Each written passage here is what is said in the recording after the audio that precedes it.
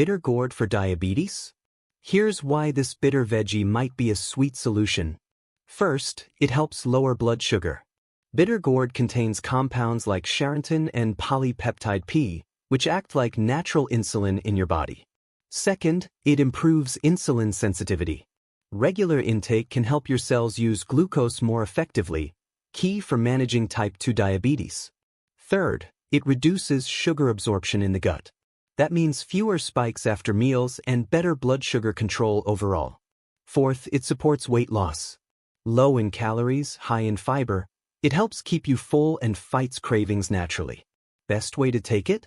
Juice, stir fry, or boil a few slices daily on an empty stomach, but start slow, it's strong stuff. Bitter to taste but powerful for blood sugar. Tried bitter gourd for diabetes yet?